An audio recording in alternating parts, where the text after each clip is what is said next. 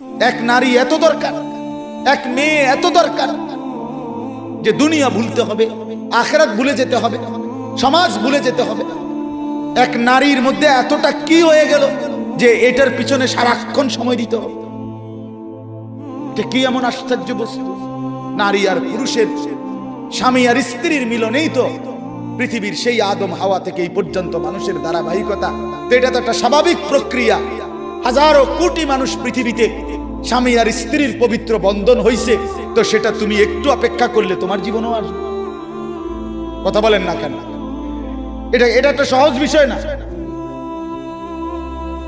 আল্লাহ তাআলা আমাদেরকে বুঝার তৌফিক দান করেন। চলেন তরজমা শুনেন। আল্লাহ তাআলা বলেন, ওয়াদরিব লাহুম মাসালাল হায়াতিদ দুনিয়া। হে নবী, আপনি আমার বান্দাদের নিকট, এই শেষ তরজমা বললেই শেষ। শুনতেছেন? আল্লাহ বলেন, হে নবী, আপনি আমার বান্দাদের নিকটে দুনিয়ার জীবনের দৃষ্টান্ত, উপমা, পরিমাণ, পরিধি বর্ণনা করেন। দুনিয়া কদ্দুর, দুনিয়ার হায়াত কদ্দুর। আল্লাহ বলেন একটা উদাহরণ দিয়া বুঝান। নবীকে বলছে, কি দিয়া বুঝান? উদাহরণ। তো আল্লাহ উদাহরণ দিছে, মনে করেন এটা একটা ধান ক্ষেত, এই একটা ধান ক্ষেতের উদাহরণ। আল্লাহ বলেন কৃষক এটার মধ্যে জ্বালা ফেলাইছে, ওই যে ধান, এটা জ্বালানি করে, শুনতেছেন তো? জ্বালা ফেলাইছে। এই শুরু হলো তার ধান এর প্রক্রিয়ার প্রথম পর্ব, নাকি তা? আল্লাহ বলেন, তো এই ধান গাছের উপরে আকাশ থেকে আমি আল্লাহ পানি বর্ষণ করলাম, বৃষ্টির আকারে অথবা কুয়াশার আকারে। তো পানি বর্ষণ হলো। এখন কি হলো? আল্লাহ বলেন এরপরে ধীরে ধীরে লক্ষ্য করেন যে এই ধান গাছ থেকে কয়েকদিন পরে ছোট্ট একটা সবুজ গাছের চারা বের হয়েছে। এবার খেয়াল রাখেন, এই চারাটা বড় হইতেছে। বড় হইতে হইতে একটা সময় সবুজ শ্যামল পুরা ক্ষেত ধান গাছে ভরে গেছে। সবগুলো ধান গাছ থেকে নতুন করে ছড়া বাইরেছে। এর কয়েকদিনের মাথা এই ধান গাছগুলো সবুজ থেকে হলুদ রং ধারণ করছে, মানে পাইকা গেছে। এবার কৃষক ক্ষেত থেকে সেগুলো কাইটা আইনা এরপরে বাড়িতে আইনা ধানগুলো গাছ থেকে আলাদা করছে। করার পরে এবার গাছগুলো রোদ্রে শুকাইতে দিছে, নাকি তা? রোদ্রে শুকাইতে দেওয়ার পরে 2 দিন লাগাইয়া এটি শুকাইয়ে গেছে। এখন কি হচ্ছে? এই গাছগুলো এখন খড়কুটা হইয়া বাতাসের সাথে উঠতেছে, ঠিক কিনা বলেন? আল্লাহ বলেন ওই প্রথম দিনের সেই ধান শুরুর থেকে বৃষ্টির পানি পড়ার পরে সেই থেকে নিয়ে আজকে যে খড়কুটা হইয়া উঠতেছে, এই পর্যন্ত কয় বছর লাগছে? কথা কয় না চাচারা, কোন মুরব্বীরা? কয় মাস? 4 মাস, নাহলে 4.5 মাস, বললাম 5 মাস, 6 মাস ধরেন। তাহলে 6 মাসের বেশি তো হবে না, 6 মাস। আল্লাহ তাআলা বলেন, বন্ধু আমার বান্দাদেরকে বলেন, ঠিক একজন মানুষের দুনিয়ার হায়াত 60 বছর হোক আর 90 বছর হোক, 40 বছর হোক আর 50 বছর হোক আর 100 বছর হোক, এই দুনিয়ার হায়াতটা ঠিক কৃষকের ক্ষেতের ওই ধান থেকে শুরু করে খড়কুটা হওয়া পর্যন্ত যেটুকু সময় দুনিয়ার হায়াত, ঠিক এদিকে। এই যে কামা ইন আনজালনাহু মিনাস সামা, আল্লাহ বলেন দুনিয়ার দৃষ্টান্ত এমন ওই ক্ষেতের মতো যেই ক্ষেতে আমি আল্লাহ আসমান থেকে বৃষ্টি অথবা পানি বর্ষণ করলাম। ফাখতালাতা বিহি নাবাতুল আরদ, পুরা ক্ষেত তখন শস্য গাছে পরিপূর্ণ হয়ে গেল। আল্লাহ বলেন কিছুদিন পরে এই গাছ ধীরে ধীরে ধীরে ধীরে হলুদ হয়ে পাইকা কাটা গিয়া বাড়িতে আনার পরে ফাসবাহা হাসিমান, এখন শুকাইয়া হয়ে গেল খড়কুটা। তাদরুহুর রিয়াহু, বাতাস তাকে উড়াইতে থাকে। আল্লাহ বলেন এটা যে দূর দুনিয়ার হায়াতে, এ 4 মাস 6 মাস, এই আপনি যে 60 বছর দফাদফি করছেন, এই আপনি বেশি কি করলেন? আপনি একটা হিসাব কর না, আপনার বয়স 60 বছর, 3 ফুট বিদেশ পাঠাইছেন, আপনিও নিজে মেহনত করছেন, তাইলে এই সব মিলাইয়া এখন আপনার দুনিয়া অর্জন হইছে কিতা চাই প্রদুরহুনি না, মানে কি হইছে মোট সংসারে? 1 সেট সোফা, 1টা ডাইনিং টেবিল, 6টা চেয়ার, 2টা আলমারি, হ্যাঁ, 2 ডজন কাঁচের প্লেট, 1 ডজন চার কাপ, 4টা নুনের বাড়ি, 2-4টা বদনা, 2টা গোসলের বালতি, 2টা বালতির লগে মগ, হ্যাঁ, কথা কর না, এরকম কিছু আসবাবপত্র, ফার্নিচার, এই তো না, আর কি তা? আর হলো বাজার সদাই, পাঙ্গাস, তেলাপিয়া, দৈন্যাতা, কাঁচা মরিচ, দুন্দুল, কইডা, কথা বলেন, পেঁয়াজ, রসুন, আদা, খানা খাদ্য, এই তো না, আর কি? কয়টা ইট বালু গাঁথছেন, সিমেন্ট মাখছেন, এই তো আর কি? এর জন্য অনন্তকালের আখিরাত সব ছেড়ে দিলেন। এ কদ্দুর এ সোফা আর এ খাট পালং কদ্দুর গুছানের লাগা আপনি এত বড় অনন্তকালের আখিরাত ছেড়ে দিলেন। নামাজও পড়লেন না, যাকাতও দিলেন না, হজও করলেন না, হ্যাঁ, হালাল উপার্জনও করলেন না, ওজনেও কম দিলেন, ধোকাও দিলেন, প্রতারণাও করলেন, সুদও খাইলেন, ঘুষও খাইলেন, সিটারিও করলেন, বাটপারিও করলেন, ছেলেও নামাজ পড়ে না, মেয়েও নামাজ পড়ে না, বউও নামাজ পড়ে না, ওমা আপনি কিতে করলেন? আরে কিতেও করলেন? আল্লাহ বলেন, বান্দা ভেবে দেখো, ভেবে দেখো, ভেবে দেখো বান্দা কি করেছো, আহামরি কি অর্জন করছে। এমন যদি হইতো, হুজুর আমি আটলান্টিক মহাসাগরটা মাড়ি দিয়ে ফুরাইছি এই 60 বছর, মাশাআল্লাহ, তো বিরাট কিছু, এত বড় সাগর মাড়ি দিয়ে ফুরাই, অথবা হিমালয় পর্বতটা কাইটটা জায়গাটা সমান করছি, অহন যে কেউ ইচ্ছা করলে এনে গদ্দুর করতে, বুঝো নাই আসলাম? এটা হলে তো একটা কথা ছিল না, মাশাআল্লাহ, এটা বিরাট কথা। বেটা হিমালয় পর্বত কাইটটা কি করছে? মানুষের বসবাসের উপযোগী করছে, অন মানুষের গদ্দুর করবে। এনে আপনি কি বেশি কি করছে? আল্লাহ বলেন, ওয়া কানাল্লাহু আলা কুল্লি শাইইন মুকতাদিরা। এই জায়গা মোটরসাইকেল দিয়ে জায়গা, এই কই যা? চিনি আমি, চাদর বদর, মুনাজাত, এখন মুনাজাত হবে, মুনাজাত দিয়ে আসেন, মুনাজাত দিয়ে যান।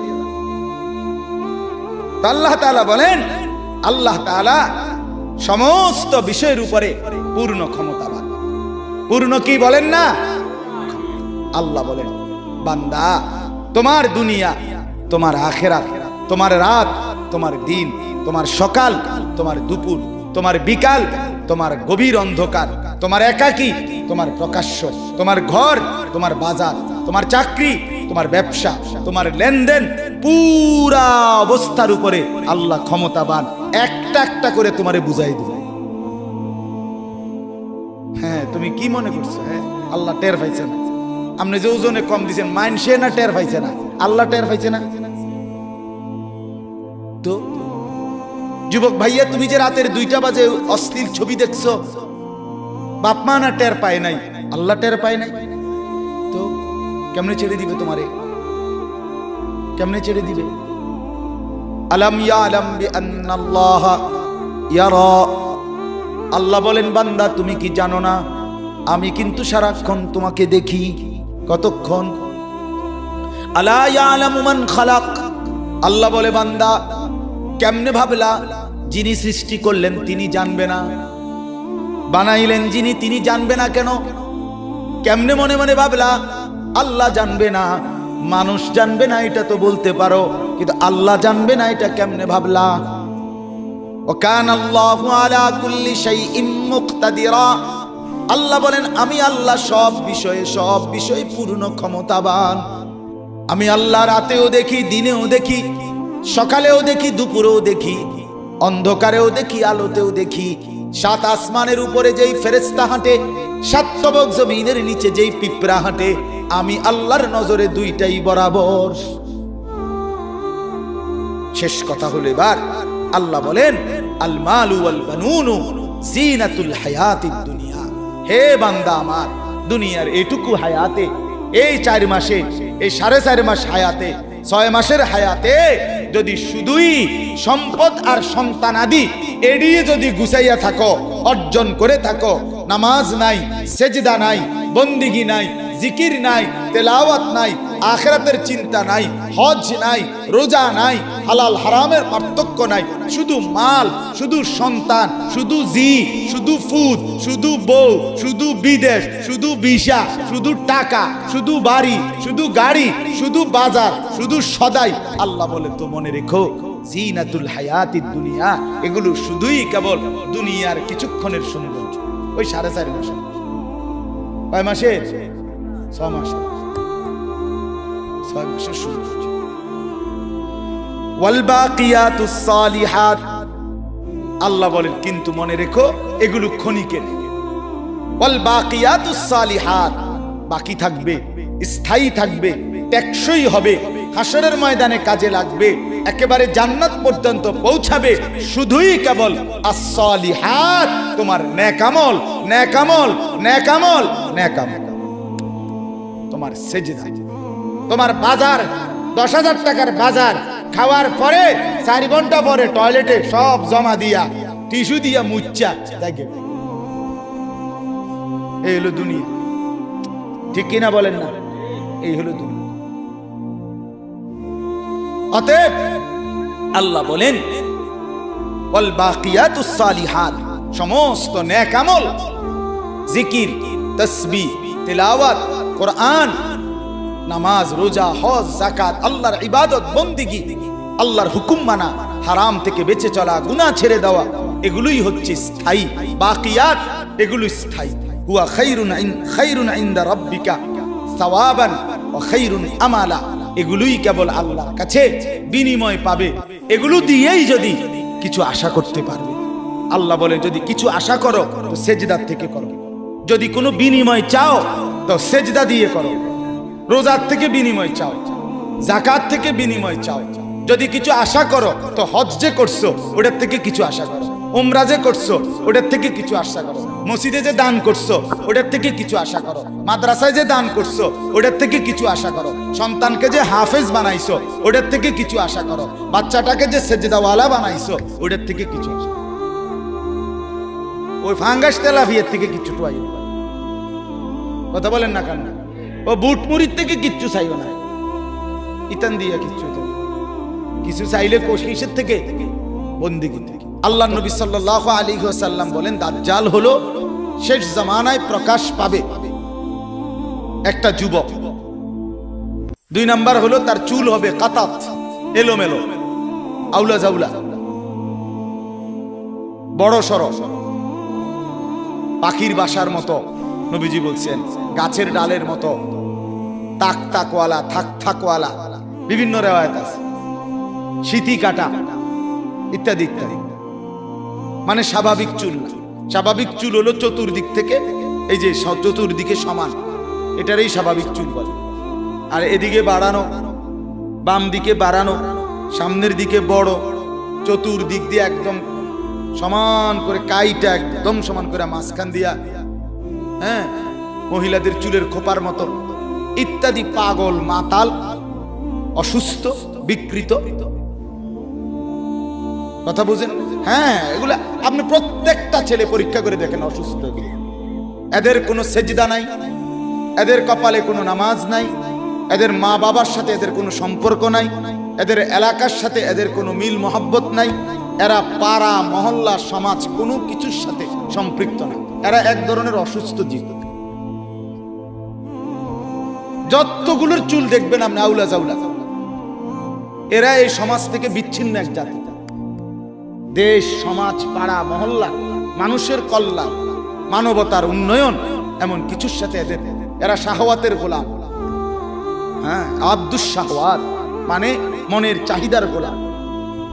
এদের লজ্জাস্থানের শাহওয়াত, সারাক্ষণ মন চায় এদের কাছে বেড়ি চাইতে, নারী, ছবি, নাচ, গান, উলঙ্গ দৃশ্য, মোবাইলে ছবি, জিনা ব্যভিচারের দৃশ্য, এই কখনো দাঁড়াইয়া মতে, কখনো বইয়া মতে, কখনো হাঁটতে হাঁটতে মতে।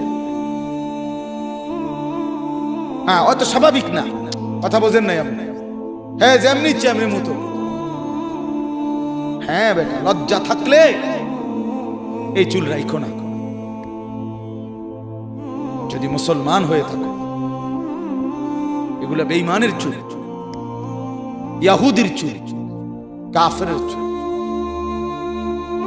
ইয়াহুদিদের চুল, দুশ্মনের চুল।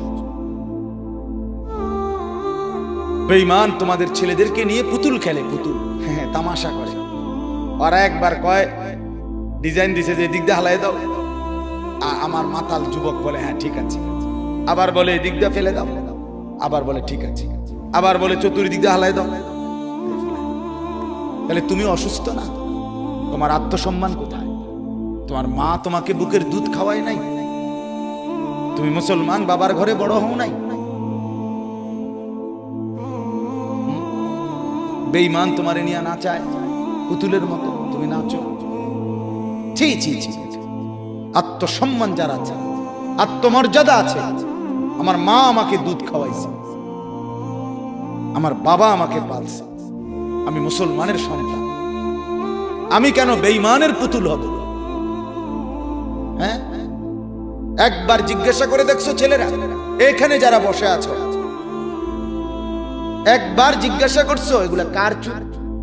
তুমি কার ডিজাইন নিলা? কোন সুস্থ স্বাভাবিক পৃথিবীর কোন নামি দামি সম্মানিত কোন মানুষের চুল এগুলো? দুনিয়ার লাইনের, আরে হুজুর বাদ দেবে না, দুনিয়ার লাইনে কোন সম্মানিত নিয়ারা মাথা নামায় এলাইলেই সমাধান না। এখন মাথা নোয়া এলাইছো, কেউ দেখছে না, এটা দোস্ত সমাধান। তোমার অনুভূতি জাগানোর জন্যই আমি এতগুলো শক্ত কথা বলছি। তোমার কলজাত লাগে যেন, তোমার বিবেক জাগে যেন, তোমার লজ্জা যেন হয় বেটা, এই জন্য বলল। তোমার আত্মসম্মান নিয়ে তুমি ভাবো, কে তোমার এই চুল কাটা দেখায়? তোমার এলাকার কোন সভ্য মানুষ, এই যে বাপ চাচা মুরব্বী যারা আছে, তারা জীবনে কোনোদিন এই চুল কাটছিল? তাইলে তুমি কোত্থেকে নিলা? কোন আলেমে দিন কোনদিন এই চুল কাটছিল? তো তুমি কোত্থেকে নিলা এটা? এদেশে যারা ডিসি, এসপি, এদেশে যারা ইউনিভার্সিটির প্রফেসর, এদেশে যারা উচ্চ শিক্ষিত ভদ্রলোক, তাদের কারো চুল এরকম? আরে কথা বলেন না কেন? তাহলে তুমি কোন জঙ্গলির চুল নিলা? তুমি দিনদারেরও তো কারো না, কারো ডিজাইন নিলা না। আর দুনিয়ার লাইনেরও যারা সম্মানী, তাদের কারো চুল এরকম নিয়ে আপনি কন্যা। তাহলে হে, এটা কি চুল কাটি বলেন?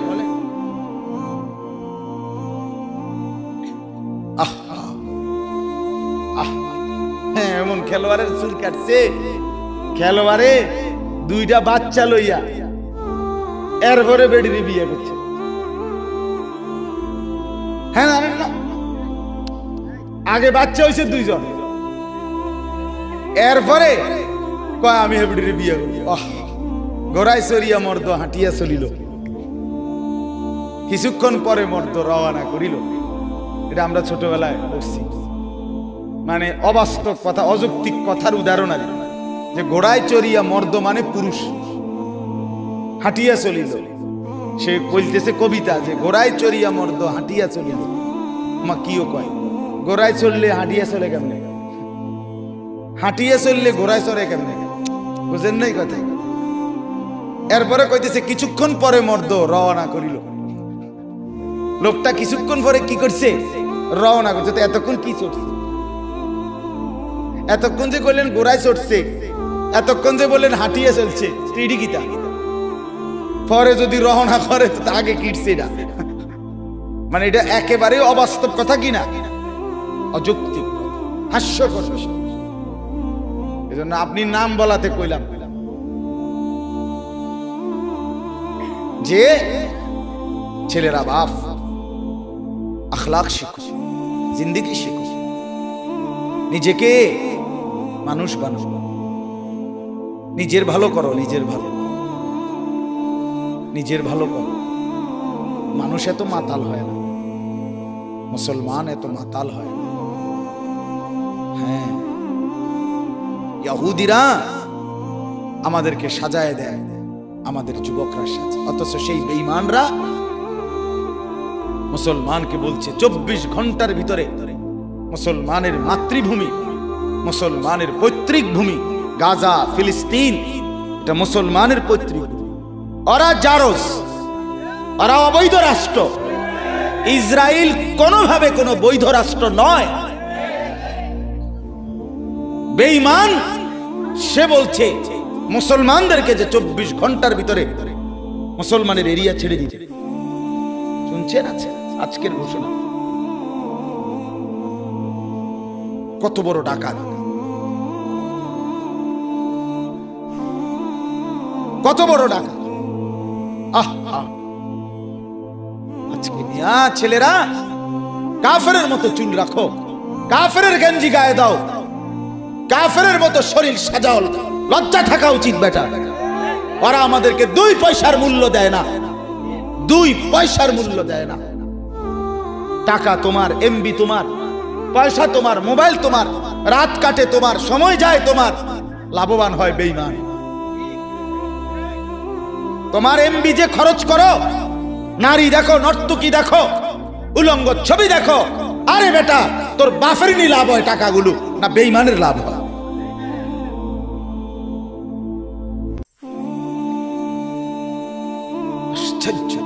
হাসো না। গুনার কথা শুনবার পরে যে হাসে সে সম্পূর্ণ প্রতিবন্ধী। নিজের পাপের কথা শুনবার পরেও যে কি করে হাসে সে কি প্রতিবন্ধী। প্রতিবন্ধী তাকে মেন্টাল হসপিটালে পাঠানো উচিত, মানসিক হাসপাতাল। সে সুস্থ না, সে সুস্থ না। একজনের মনে করে একজনে খারাইয়া মুখতে আছে, হাতের কইলে মনে করে কিরে তুই যে দাঁড়াইয়া মুখ, হ্যাঁ তা আসে। এইটা কি স্বাভাবিক না? এ কি সুস্থ? এ তো প্রতিবন্ধী, এ তো মানসিক সমস্যা। এই জন্য বাপ কলিজা ছিঁড়ে যাচ্ছে। ফিলিস্তিনের শত শত মুসলমান, তাজা খুন ঝরতেছে মুসলমানের এলাকায়। ফিলিস্তিন এবং ইসরায়েলের পুরা সীমানা এটা মুসলমানদের। ওরা সম্পূর্ণ অবৈধভাবে এই হাউজিং কোম্পানির মতো মাল্টিপারপাস কোম্পানি অথবা হাউজিং কোম্পানি যেরকম জায়গা কিনে, কথার কথা একখান দিয়ে এরকম জায়গা কিনছিল, এই কিনা জায়গার উপরে ব্যারিকেড দিয়া, কাঁটা তারের বেড়া দিয়া, ওইটা আমাদের দেশ। এরকম একটি দেশ আজকে 75 বছর টানা, সেই 1948 সনে ইসরায়েল রাষ্ট্র ঘোষণা করছে। মুসলমানের কলজা কাইটা, মুসলমানের সীমানা কাইটা আজকে 75 বছর। আপনি মোবাইল দিয়ে হিসাব করে দেখেন, 75 বছর টানা এই বেঈমানরা মুসলমানের রক্ত ঝরাইতেছে। 75 বছর টানা। আমি যদি নাও খাইতে পাই, আমাদের যদি ভিটামাটিও না থাকে, তারপরেও আমরা কেন মুসলমান হয়ে বেঈমানের মতো লেবাস, পোশাক, চুল, চেহারা বানাবো কেন? কোন লজ্জা? ওরা আমাদেরকে কি দিছে মিয়া? বলো বলো ছেলেরা, তোমাদের এই বিকৃত চুল রাখার পরে কোন ফুটবল খেলোয়াড়, ক্রিকেট খেলোয়াড় তোমার 2টা পয়সা কোনোদিন দিছিনি? কোনোদিন তো তুমি কিত্তা গিয়া তারে অনুসরণ করলা? তোমারে 2 পয়সার বন খাবাইছিনি কোনোদিন? তুমি কি পাইলা? আমারে কও, কি পাইলা? সমাজ তোমারে ভালো মনে করে। এই বিশ্রী চুলওয়ালা ছেলে তোমরা বলো, একটা ছেলে বলো যে আমারে যেই দেখে সেই আদর করে, সেই আমারে কাছে টানে, সেই আমারে মহব্বত করে, খোঁজ খবর নেয়। এরকম একটা ছেলে দাঁড়ায় বল আমি নেমে যাবো বেটা। তোকে ঘৃণা করে সমাজ। তোর চুল দেখে ভয়ে কিছু বলে না, যে না দেখতে মনে হয় বখাটে, কি দৌড়ে লায় না হতে এলায় কম জানা মাতিস না, যা চলু খেতে তোর মতো। তার কোয়ারে, চলুক তে তার মতো। ঠিক কিনা বলেন? এটা তো বদনসিব, এটা তো বদনসিব বাবা, যাকে বাবা আগলাইয়া রাখে না, যাকে মা আগলাইয়া রাখে না, যারে মুরব্বীরা কাছে টেনে নেয় না, ছেড়ে দিছে তারে তার হাতে, এটা তার জন্য মন্দ না? কথা বলেন না কেন? কেউ যদি সংশোধন না করে, কেউ যদি আগলাইয়া না রাখে, তো মানুষ সভ্য, ভদ্র, সুন্দর, উত্তম আখলাকওয়ালা কিভাবে হবে? কেমনে হবে? এটা কি ছাগলের ছাও? এটা কি গাভীর বাচ্চা? তো মানুষের বাচ্চা, মানুষের বাচ্চা তরবিয়ত লাগে, আখলাক শিখাইতে হবে। নবীজি বলছেন সাল্লাল্লাহু আলাইহি ওয়াসাল্লাম, মুরু আওলাদাকুম বিসসালাহ ওয়া হুম আবনাউ সাবঈন, তোমাদের সন্তানের বয়স যখন 7 বছর, তখন তোমরা তোমাদের সন্তানদেরকে নামাজের আদেশ করো। তাহলে বাপ মাকে বলছে তোমরা নামাজের কথা বলো, তাহলে মা বাপের দায়িত্ব সন্তানকে নামাজ শিখানো। তাহলে কেউ না কেউ তাকে শিখাইতে হয় কিনা বলেন? এই বাচ্চাগুলো যে এখন জানাজার নামাজের এই সুন্দর প্রদর্শনী দেখাইলো, এরা মাটির তলের থেকে এটা শিখছে। কেন? এটা কেউ শিখায় নাই তাকে। ওস্তাদের অনেক আপনার সময় লাগছে 20 মিনিট, কিন্তু ওস্তাদ শিখাইতে লাগছে 20 মিনিট না? কি মনে হয়? বহু দিনের মেহনত, বারবার বারবার দোহরাইছে, বারবার ভুল করছে, বারবার ঠিক করে আজকের এই দিনটার জন্য বাচ্চাকে প্রস্তুত করছে। তাইলে জিন্দেগি গড়তে হয় ছেলেরা, জীবন সাজাইতে হয়, কাউকে দেখতে হয়, কারো কাছ থেকে শিখতে হয় জীবন। তোমরা ছেড়ে দিছো নিজের হাতে নিজেরে, মনে করছো তোমার ফুর্তি, এ ব্যাটকাও, হাসো, রাস্তা রাস্তায় টুটু করো, মেয়ের পিছনে ঘুরে, এক মেয়ে হাঁটে, পিছন দিয়ে 4 জনে হাঁটে, এ একটা টিটকারি কথা কয়, বাকিরা খিলখিল করে হাসে।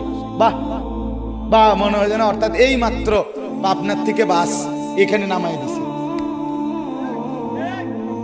বুঝেন না কথা? আপনার তারে রাখছে না, না রেখে এনে নামাই দিছে। আস্তাগফিরুল্লাহ, আস্তাগফিরুল্লাহ। আচ্ছা, এটা কে কইলেন এই কথাটা? ভালো কথা কইছেন, একটা সুন্দর, একটা মজার কথা বলি। সে বলছে পাবনার তারা এর থেকে ভালো। না না না, এই কথাটা সুন্দর, কথাটার যুক্তি শুনেন। আমি গত মাসে আপনার পাবনা গেছিলাম, গত মাসে। তো পাবনা যাওয়ার পরে আমাদের জামাত আছে, সেখানে ছিল আমার কুমিল্লা ক্যান্টনমেন্ট থেকে তাবলিগে, দাওয়াত তাবলিগের জামাত, আমার জামাত ওইখানে গেছিল। আমি ওদের নুসরতে একদিন ছিলাম পাবনায়, এক চিল্লা সময় লাগাই আসছে, আমার মাদ্রাসারও একজন উস্তাদ। তো ওই যেদিন গেলাম, তো আসর পর্যন্ত বয়ান করে আসরের পরে আমারে ওনারা নিয়ে গেছে আপনার এই পাবনা মেন্টাল হসপিটাল দেখার জন্য। তো পুলিশ থেকে বলে আমার জন্য অনুমতি নিছে, এটা এমনি সবাই ঢুকতে দেয় না, ভিতরে যাইতে দেয় না, বাকি বিশেষ অনুমতি নিলে দেয়। তো আমার জন্য অনুমতি নিয়ে তারপরে আমার সহ আরো 4-5 জনকে নিয়ে আমরা ভিতরে ঢুকছি। মাসুদ জামিল ভাই উনিও মনে ছিল সাথে। তো এরপরে আমি আপনার না ইয়াহিয়া ছিল। তো আপনার আমরা গেছি আসর থেকে মাগরিব। ছেলেরা তোমরা শোনো, বাপ আমার এই কথাটা শোনো। আসর থেকে মাগরিব আমি 150-200 পাগল এই মেন্টাল হসপিটালে ওয়ার্ডে ওয়ার্ডে আছে। কোন ওয়ার্ডে 60 জন, 50 জন, 70 জন করে করে আপনার আমি ওয়ার্ড ঘুরে ঘুরে দেখছি। এই 2টা জিনিস দেখছি। একটা হলো একের কসম, যদি 200 পাগল এই হসপিটালে দেখে থাকি আমি সেদিন, তার মধ্যে সর্বোচ্চ 3 থেকে 4 জন হবে বুড়া মানুষ, খোদার কসম। আর সব বাকিগুলো জওয়ান যুবক। বুড়ো মানুষ কয়জন? 3-4 জন। আর বাকি সব কি?